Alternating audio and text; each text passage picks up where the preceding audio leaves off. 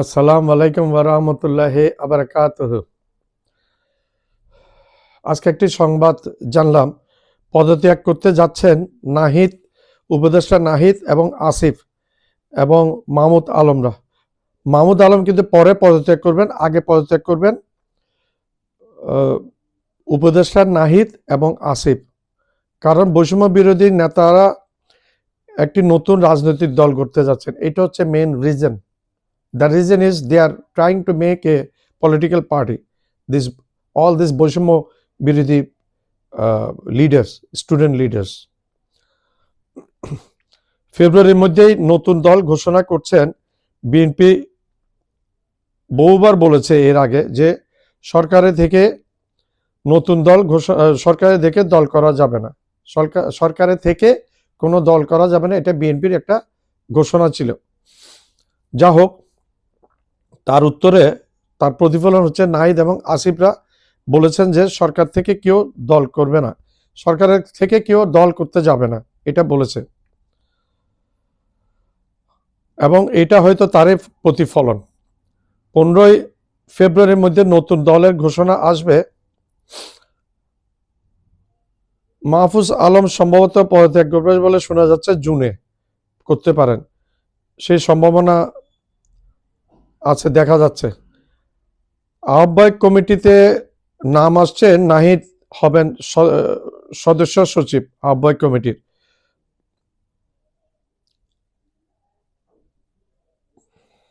এই দলটা হবে কিন্তু মধ্যপন্থী দল হিসেবে আসবে। এই দলটা হবে মধ্যপন্থী দল।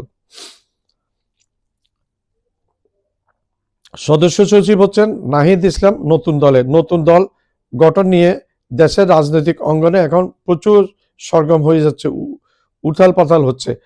এর মধ্যে আবার শোনা যাচ্ছে মির্জা ফখরুল ইসলাম আলমগীর কে হয়তোবা মহাসচিব, বিএনপির মহাসচিব থেকে সরিয়ে দিতে পারেন তারেক রহমান। কারণ মির্জা ফখরুল ইসলাম আলমগীর এটা আমাদের এমনি সাধারণ একটি বেশ উল্টাপাল্টা কথা বলেছেন এবং বলে এই সমস্ত মানুষের বিরাগ ভাজন হয়েছে।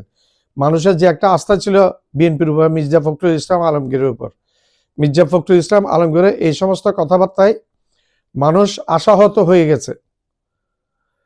কোন টোনে মির্জা ফখরুল ইসলাম আলমগীর কথা বলছে এটা মানুষের কিন্তু বুঝতে বাকি নেই, মানুষ বুঝে।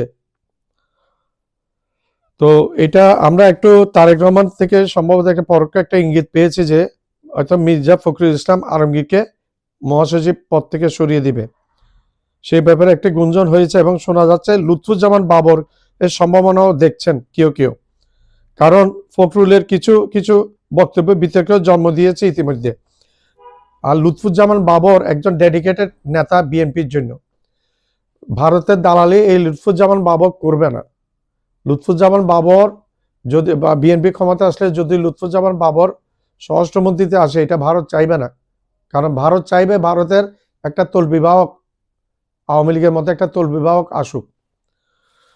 আর একটা জিনিস আমি বিএনপিকে বলে দিতে চাই, সেটা হচ্ছে যদি আওয়ামী লীগের মতো ভারতের সাথে নতজানু হয়ে পররাষ্ট্রনীতি চালায়, তাহলে পরিণতি সেই একই রকম হতে হবে বাধ্য।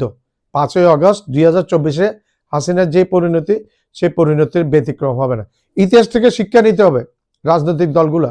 মানুষ আওয়ামী লীগকে ত্যাগ করে দিয়েছে। বিএনপি যদি ঠিকভাবে নিজের দল চালাতে না পারে, বিএনপির যদি নীতি ভালো হয়, মানুষের পছন্দসই না হয়, তাহলে মানুষ কিন্তু বিএনপিকে ত্যাগ করে ফেলবে, ছুড়ে ফেলে দিবে। যুগ আসছে, নতুন যুগ, দুনিয়াটা চেঞ্জ হচ্ছে, পোলারাইজেশন হচ্ছে, দুনিয়া অনেক চেঞ্জ হয়ে গেছে। পাকিস্তানের সাথে আমাদের এখন বন্ধুত্ব হচ্ছে। ভারত যেখানে শত্রুতা করছে, পাকিস্তান সেখানে বন্ধুত্বের হাত বাড়িয়ে দিয়েছে আমাদের। আর আমাদের সেফটির জন্য পাকিস্তানের সহায়তা আমাদের দরকার, সামরিক সহায়তা, আর্থিক সহায়তা। আর্থিক মানে আমাদেরকে যে রোজার জন্য যে পেঁয়াজ, আলু এবং অন্যান্য সামগ্রী পাঠাচ্ছে, খেজুর, এগুলো আমরা পাকিস্তান থেকে ইম্পোর্ট করবো। ভারত থেকে ইম্পোর্ট করার আমাদের দরকার নেই। ভারতকে শেখ হাসিনা আমাদের দেশটা বিক্রি করে অনেক দিয়েছে, বলছে না শেখ হাসিনা যে ভারতকে যা দিয়েছি ভারত আজীবন মনে রাখবে।